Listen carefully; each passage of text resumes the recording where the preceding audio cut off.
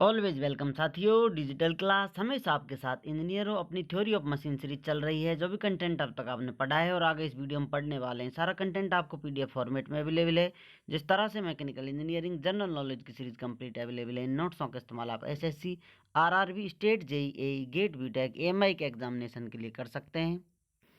अब तक साथियों हम velocity diagram, acceleration diagram study कर चुके हैं। किस प्रकार से एक्सेलरेशन, किस प्रकार से वेलोसिटी डायग्राम ड्रॉ किए जाते हैं। यदि इस प्रकार का मैकेनिज्म हो, फर्स्ट लिंक हो, ये क्रैंक कनेक्टिंग रोड हो, ये स्लाइडर मोशन कर रहा हो, तो किस प्रकार से आप इसका डायग्राम ड्रॉ करेंगे, किस प्रोसेस से हम डायग्राम ड्रॉ करते हैं। और उसको बहुत ही आसान बना दिया था क्लींस कंस्ट्रक्शन ने।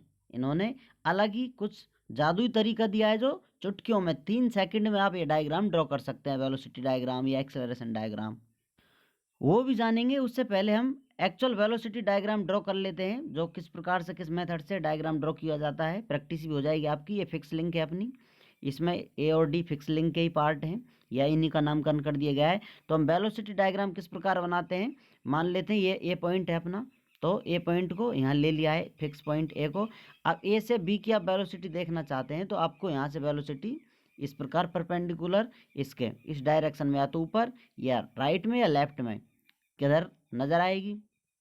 तो इसकी एक परपेंडिकुलर लाइन ड्रॉ कर लेते हैं ऐसे, इस प्रकार से। अब इसकी डायरेक्शन हमको पता चल गई है ऊपर की तरफ इस प्रकार, क्योंकि इधर ओमेगा स्पीड से ये क्रैंक रोटेशन कर रही है।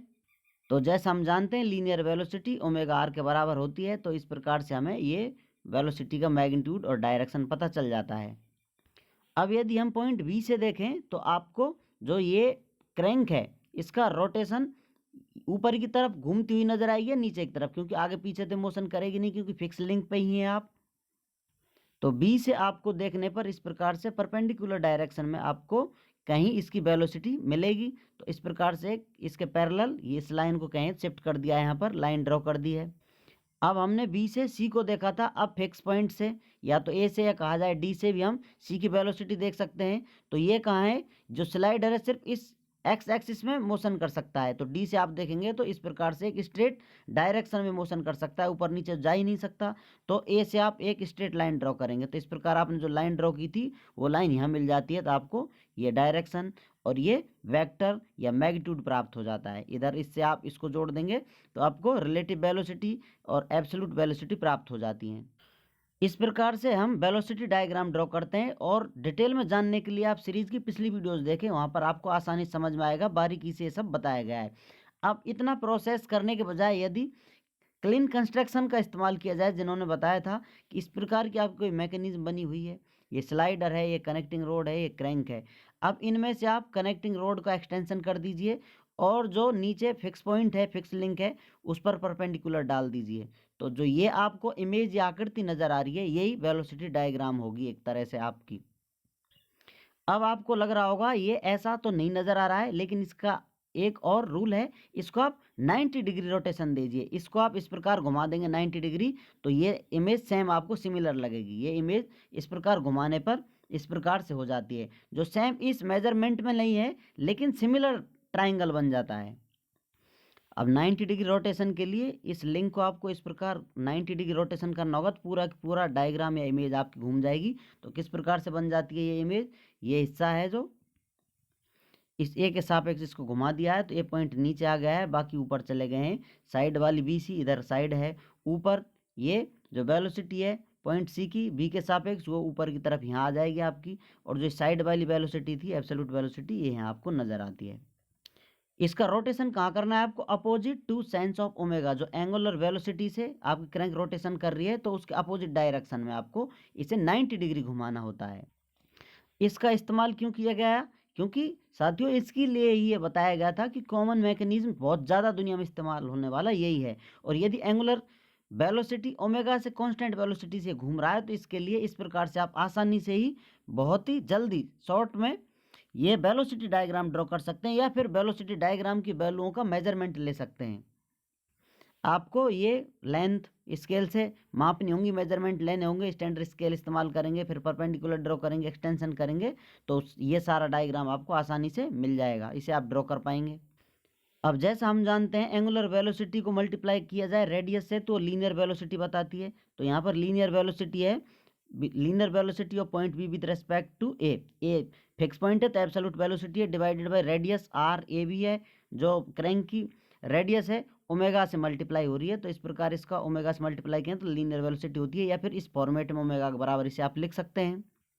अब यहाँ पर हम from similar triangle ratio, similar triangle ratios, ये ट्राइंगल था, ये इसके सिमिलर ट्राइंगल है, तो जो ये BC वाला इसका आपका मैग्नीट्यूड है या लाइन है या रेशियो है किसके बराबर होगा, जो इधर की BC है, ये रेशियो सेम होंगे। जैसा कि ये छोटा ट्राइंगल है, इसको आप बड़ा करते जाएं और बड़ा करते जाएं, कितना भी बड़ा कर लें इसको, ये साइड सेम रहेंगी। इसका मतलब ये है कि ये साइड यदि आपने 5 टाइम बड़ी कर दी है तो दूसरी भी 5 टाइम हो जाएगी, ये भी 5 टाइम हो जाएगी। पूरा की पूरा ट्राइंगल आपको सेम रेशियो में बदलता हुआ नजर आएगा, इसीलिए इसको सिमिलर ट्राइंगल या कोई और इमेज सिमिलर के रूप में रख सकते हैं। तो इसका मतलब यही होता है कि सेम रेशियो में दूसरे इमेज में आपको चेंज देखने को मिलता है।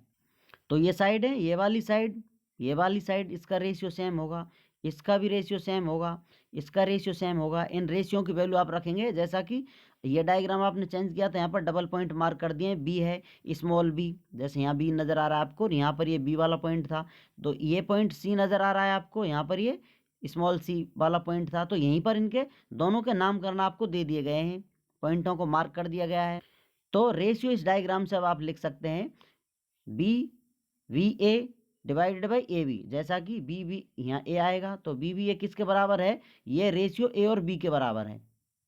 ये A की डायग्राम से हम काम चला रहे हैं इसलिए आपको देखने को नजर आ रहे हैं। और ये BC किसके बराबर है, P और A के बराबर है, तो BC AP के बराबर है। अब ये रिलेटिव वेलोसिटी किसके बराबर है, B और P के बराबर है, तो जो ये रेशियो होगा सेम बराबर होगा। अब इनमें से हम एक रेशियो जानते हैं, VBA डिवाइडेड बाई AB किसके बराबर होता है, ओमेगा के बराबर होता है। इनमें से ये इस ओमेगा के बराबर होगा, ये रेशियो सभी सेम है तो ये सारे ओमेगा के बराबर हो जाते हैं।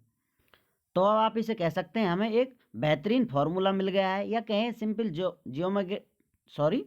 जियोमेट्रिक मेथड से आपने आसानी से सब कुछ पता कर लिया है। आपको रिलेटिव वेलोसिटी पूछी जाए, एब्सोल्यूट वेलोसिटी पूछी जाए और एंगुलर स्पीड, इसमें से कुछ वैल्यू आपको दी हुई होगी, कुछ आपको निकालनी होगी, तो आसानी से आप निकाल सकते हैं। वेलोसिटी डायग्राम भी आपने ड्रॉ कर देखे थे, और इस प्रकार से क्लीन्स कंस्ट्रक्शन की हेल्प से किस प्रकार से आप एक जटिल प्रॉब्लम आपको यदि लगती है तो कितनी आसानी से उसे सॉल्व कर सकते हैं। इन डायग्रामों का इस्तेमाल कर सकते हैं, इन रेशियो का इस्तेमाल कर कर आप कोई सी भी वैल्यू बता सकते हैं किस प्रकार कौन सी वैल्यू कहाँ होगी। अब ये इसमें कुछ लिमिटेशन होती हैं, only applicable when crank is rotating with constant angular speed या एंगुलर वेलोसिटी ओमेगा कांस्टेंट होगा तो ही ये एप्लीकेबल है। क्योंकि ज़्यादातर आप मोटर लगाकर क्रैंक घुमाते रहते हैं, ये फिक्स ही रहती है, बाकी औरों का मोशन आता जाता है, कमती बढ़ती होता रहता है, तो आप इसके लिए इसका इस्तेमाल कर सकते हैं। साइंटिस्ट या इंजीनियर किसी उसी जगह पर अपना दिमाग ज़्यादा लगाते हैं जहाँ पर उसकी आवश्यकता होती है, इसको किस प्रकार से सॉर्ट किया जाए, बार बार इसका आपको वेलोसिटी डायग्राम ड्रॉ ना करना पड़े, किस प्रकार बहुत जल्दी फटाफट ये आप सॉल्यूशन ले पाएँ।